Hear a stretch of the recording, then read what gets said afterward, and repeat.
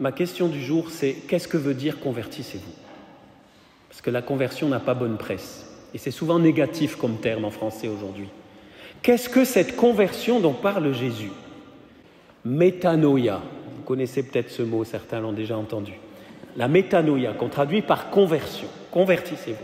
C'est un changement total de la pensée et de l'action, de la pensée, un changement de mentalité, comme dit saint Paul, transformation de la mentalité, et de l'action par conséquence, qui permet de se laisser transformer par le Seigneur et qui ne consiste pas simplement à reprendre le bon chemin. Parce que pour revenir dans le bon chemin, il faut d'abord une transformation intérieure. La métanoïa entraîne des modifications dans toute l'existence. En langage informatique, on parlerait de changement de logiciel.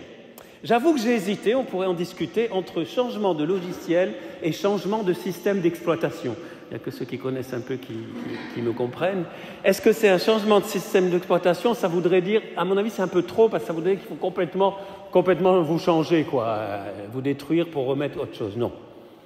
Changement de logiciel, oui. On garde le même système d'exploitation, notre nature humaine, avec ses faiblesses et tout.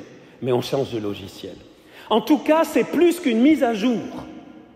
Mais la condition fondamentale, première, c'est l'ouverture au changement qui permet d'écouter et de répondre. Vous voyez, il y a trois passages. Je suis ouvert, j'écoute, je réponds. Si je ne suis pas ouvert, déjà, on peut aller se coucher, hein, ou aller au cinéma, ou à la plage, non, c'est un peu froid. Mais bon. Alors, ok, partons du principe qu'on est ouvert. Après, il y a l'écoute. Déjà là, on en a parlé, mais il faut s'arrêter, il faut écouter.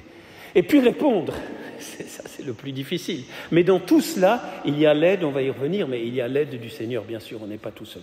Parce que c'est le Christ qui prend l'initiative.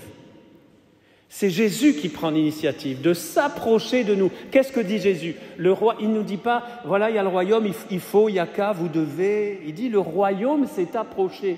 Ce n'est pas nous qui avons aimé Dieu le premier, c'est lui qui nous a aimés, dit la parole de Dieu. Vous voyez, il s'est approché. Et on en a parlé dimanche dernier, mais il faut toujours repartir de cet amour fou et personnel et unique de Dieu pour moi. Et alors il s'approche, et il s'est approché, ça veut dire qu'il s'est approché de toute ma réalité, de toute ma vie. Ça aussi, c'est très important d'insister. Un des grands problèmes, à mon humble avis, et qui fait que beaucoup de gens ne s'approchent pas du Seigneur, c'est qu'ils imaginent que la vie en Dieu, que être chrétien, c'est une histoire de religion, c'est une histoire de messe, c'est une histoire de pratique, c'est une histoire de croyance. Et ça, c'est le drame, hein, c'est ce qui éloigne beaucoup de gens. Parce qu'ils ne savent pas, ils ne comprennent pas. Mais nous, on devrait au moins le comprendre pour le transmettre. Que être chrétien, suivre Jésus, c'est répondre à ce royaume qui s'approche de nous et qui veut transformer toutes les dimensions de ma vie. Et donc, il s'agit de toute ma vie. Il ne s'agit pas que d'une histoire de prière, pardonnez-moi, mais ça, c'est très, très, très important. Donc, vous voyez, la conversion est liée à l'attitude d'accueil et à être prêt aussi aux surprises. Donc, la deuxième chose importante à comprendre, c'est que c'est un processus, c'est un chemin, c'est un cheminement. La conversion, la métanoïa, elle est dynamique. C'est l'évangile qui devient la norme. À partir de ce moment-là, très concrètement, je redécide tous les matins de ne pas suivre les dictates du monde, les dernières modes en vue, ou tout ce que les réseaux sociaux et tout essaient de m'inculquer, ou les médias. Non, je prends ma vie en main, je suis libre, et j'écoute l'unique qui sait comment me rendre heureux et comment m'aider à accomplir ma vie, comme on dit aujourd'hui, à me réaliser. C'est très à la mode. Bon. C'est une autre façon.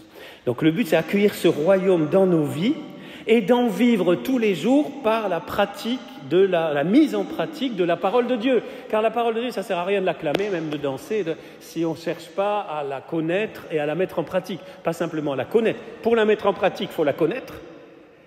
Mais si on la connaît, on ne la met pas en pratique, on aura le reproche de Jésus qu'il a fait à certains pharisiens. Faites ce qu'ils disent, mais pas ce qu'ils font.